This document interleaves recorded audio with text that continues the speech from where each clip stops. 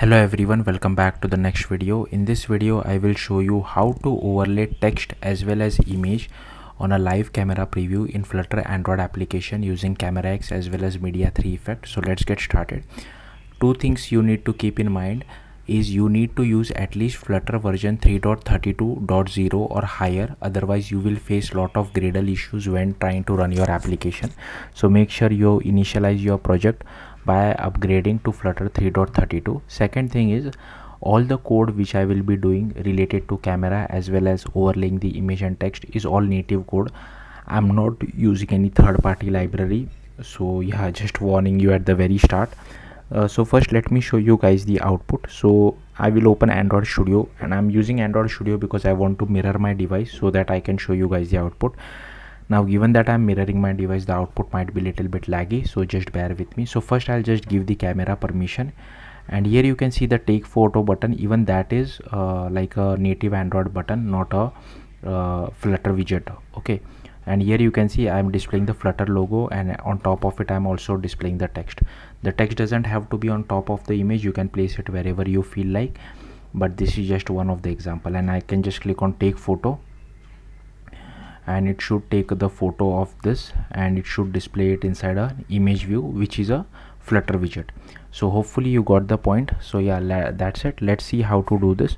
So first you need to create a Flutter application. Then here I have imported Dart.io Flutter camera view. So sorry, this my camera view is a class which I have created, which I will show you shortly, but this Flutter app is actually the name of my project, so you will have to replace it with your own project name. Then here we have material.dart, services.dart.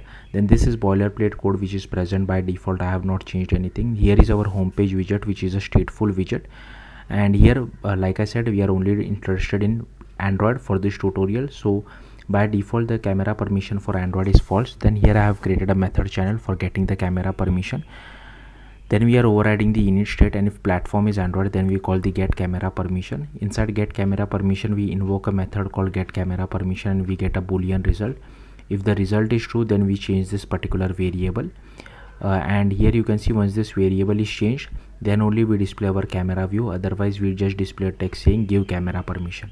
Now here coming back to my camera view.dart, here we import Dart.io, Flutter material as well as Flutter services.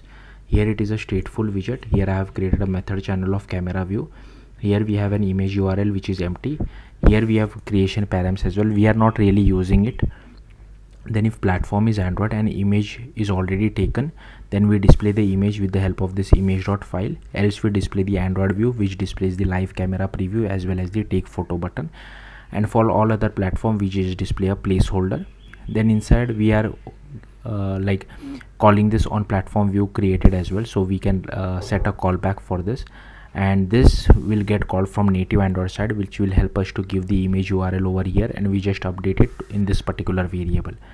Then you need to go to the Android folder. You need to go to open the app, and here you need to go to build.gradle.kts.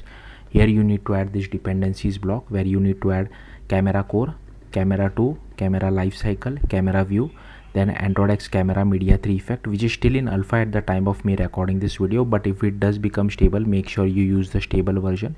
Then Android X media 3 effect, then the constraint layout, and then we also require this app compat resources. This is because if you remember, we were getting hold of the Flutter logo, right? Now that is not part of my Flutter project, it is part of the Android folder. Okay, so you can't directly add the image inside the root of your Flutter project and be done with it. It needs to be in the Android folder, which I will tell you where exactly it needs to be. Okay, then first you need to go to main activity.kt. Here you need to add all these imports. Okay, here we have added the code for getting the camera permission as well as write external storage permission. Method channel result is for sending result back to Flutter side.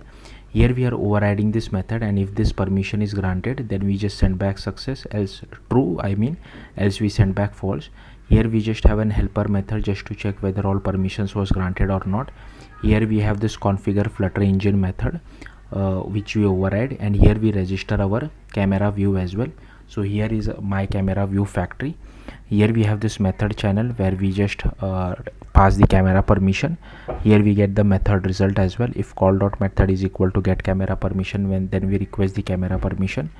Okay, and once the user grants the permission, it will come over here. Now coming back to this register view factory, here you can see we are referencing a Kotlin file, so we need to create this Kotlin file called my camera view factory.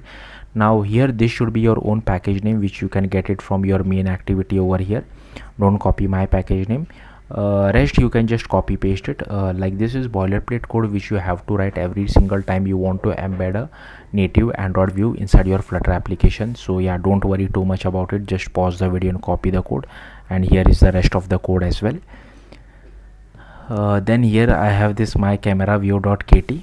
okay, again this is our own package name.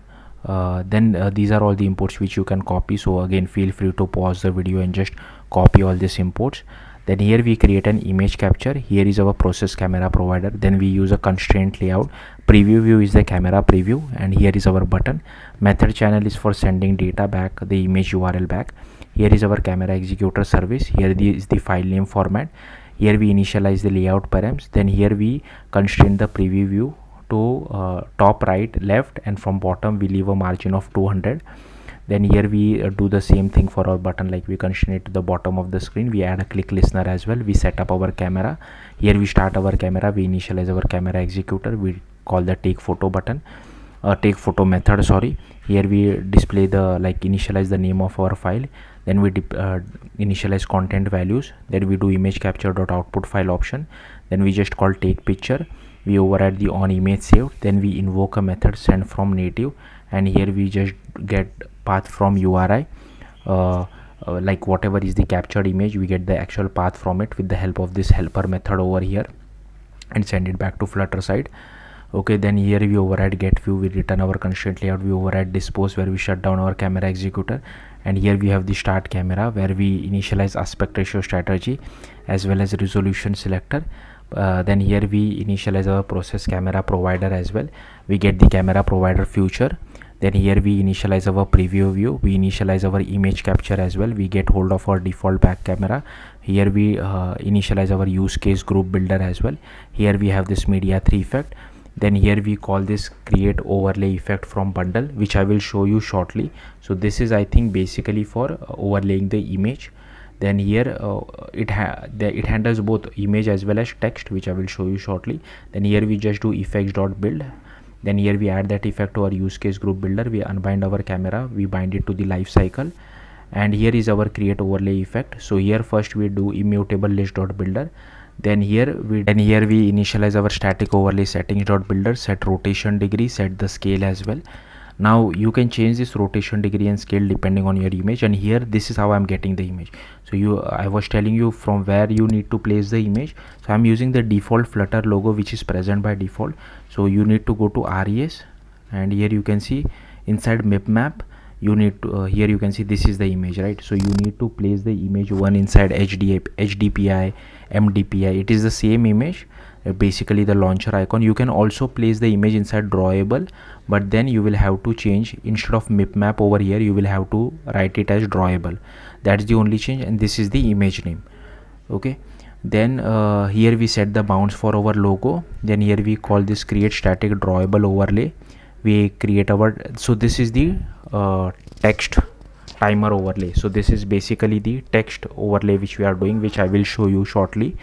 Then we add the overlays builder dot add logo overlay as well as timer overlay. Then here we build our overlay, and if overlays dot is empty we return null, else we pass overlay effect, passing our overlays as well.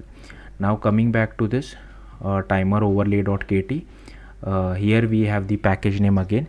These are all the imports which we have. Okay, then here we extend from text overlay. It is very similar to our image overlay. So here we define our static overlay settings.builder, set the rotation degree, overlay frame anchor, background frame anchor as well. You might have to play around with this value in case where you want to place it. And here we get the text. Okay, and here if you see, you can actually pass the text over here what you want to display, but in my case, if you remember, I was incrementing the value, right? It is kind of like a timer kind of a value. That's why I'm using something like this. You don't need to use something like this. You can just hard code if you have some static text like this. But if you want a dynamic text also, you, instead of this particular logic, you will have to just change your own logic. Hopefully you got the point. Then here we set the foreground color as well. Here we set the absolute or text size as well, and then we just call get overlay settings and return our overlay settings as well. So yeah, that's it. That's all there is to it. If you have any questions, do let me know in the comments. Oh sorry, I forgot few other things as well. Inside Android manifest, make sure you add the Android hardware camera feature, camera permission, write external storage, as well as internet permission. And inside build.gradle.kts, I have already shown you this. You need to add this camera core, camera 2, camera life cycle, all this stuff as well. So yeah, that should be it. Thank you for watching. Bye.